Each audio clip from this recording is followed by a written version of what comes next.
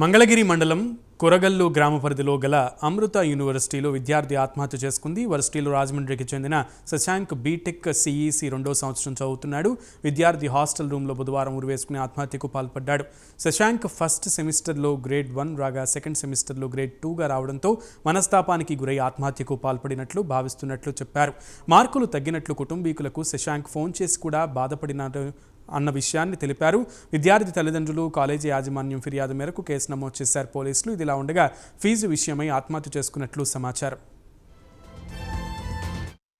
Mangalagiri rural పరిధిలోని కొరగల్లు గ్రామంలో ఉన్న అమృత యూనివర్సిటీలో second year BTech CEC group చదివేటటువంటి నూజల శశాంక్ అనేటటువంటి కురవాడు నిన్న మధ్యాహ్నం 3:30 గంటలకు హ్యాంగ్ చేసుకొని చనిపోవడం జరిగింది.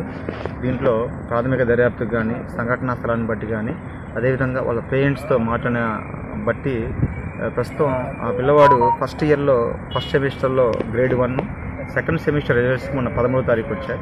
సో దాంట్లో గ్రేడ్ బి మార్క్స్ వచ్చాయని చెప్పి తెలిసింది.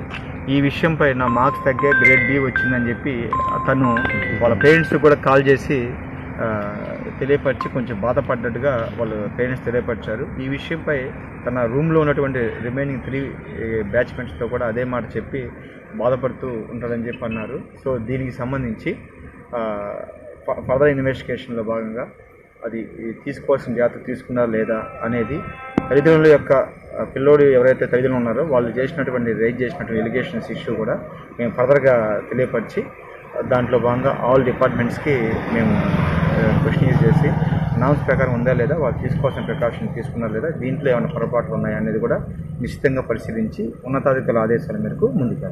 నమస్తే అండి, నా పేరు బండిదుర్గ, గుంటూరు అండి. ఈరోజు నా స్నేహితుడి వాళ్ళ అన్నయ్య కొడుకు అమృత యూనివర్సిటీలో బీటెక్ సెకండ్ ఇయర్ చదువుతూ ఉన్నాడు. గత సంవత్సరం జాయిన్ అవ్వడం జరిగింది. శశాంక్ అనే విద్యార్థి. అయితే శశాంక్ అనే విద్యార్థి ఇంటర్మీడియట్లో 98% మెరిట్ స్టూడెంట్ అండి. ఆ మెరిట్ స్టూడెంట్ విద్యార్థిని అమృత యూనివర్సిటీ వాళ్ళు ఫ్రీ సీట్ ఇచ్చి జాయిన్ చేసుకోవడం జరిగింది. అదేవిధంగా వాళ్ళు జాయిన్ చేసుకునేటప్పుడు ఒక కమిట్మెంట్ ఇచ్చారు. ఏదైతే మెరిట్ కనుక వస్తే, ఫస్ట్ ఇయర్ మెరిట్ వస్తే 4 years ఫ్రీ ఎడ్యుకేషన్ ఇస్తానని చెప్పి కమిట్మెంట్ ఇచ్చారు. సో ఆ ఆశతో పిల్లోడు అక్కడ వాళ్ళు ఆర్థిక స్తోమత లేకపోయినా కూడా వాళ్ళ అబ్బాయిని అక్కడ కాలేజీలో జాయిన్ చేసి చదివించడం జరుగుతుంది. అయితే ఫస్ట్ ఇయర్ ఎగ్జామ్స్లో 7.5% మెరిట్ వస్తే కనుక వాళ్ళకి ఫ్రీ సీట్ వస్తుందని చెప్పి వాళ్ళు కండిషన్ పెట్టడం జరిగింది. కష్టపడి మెరిట్ కోసం ట్రై చేసిన విద్యార్థికి 7.3 పాయింట్స్ రావడం అనేది ఒక సస్పిషియస్గా ఉంది. అది కావాలని వాళ్ళు ఫీజులు కలెక్ట్ చేయడం కోసం అలా వేశారా, లేదంటే నిజంగానే ఇతను చదవలేకపోయాడు అనేది అదొక పెద్ద క్వశ్చన్ మార్క్గా ఉంది ఇక్కడ. అతనికి 7.3 మార్క్స్ రావడం వల్ల సంవత్సరం 4.5 లక్షల రూపాయలు కట్టాలని చెప్పి కాలేజీ యాజమాన్యం వాళ్ళని ఫీజులు కట్టమని చెప్పి అడగడం జరిగింది. సో వాళ్ళ తల్లిదండ్రుల యొక్క ఆర్థిక పరిస్థితి తెలిసిన విద్యార్థి తను తల్లిదండ్రులు భారం అవుతున్నానని ఆ ఫీజులు తల్లిని కట్టడానికి ఇబ్బంది పడతారని ఒక మానసిక క్షోభకు గురయ్యి నిన్న మధ్యాహ్నం కాలేజీ క్యాంపస్లోనే హాస్టల్ ఉందండి. అది అనాథరైజ్డ్ హాస్టల్. వాళ్ళకి పర్మిషన్స్ కూడా ఏం లేవు. Even fire measurements, fire safety సంబంధించిన డాక్యుమెంట్స్ కూడా వాళ్ళ దగ్గర ఈరోజు వెళ్ళి మేము అడగడం జరిగింది. అక్కడ కాలేజీ హాస్టల్లోనే ఊరేసుకొని చనిపోవడం జరిగింది.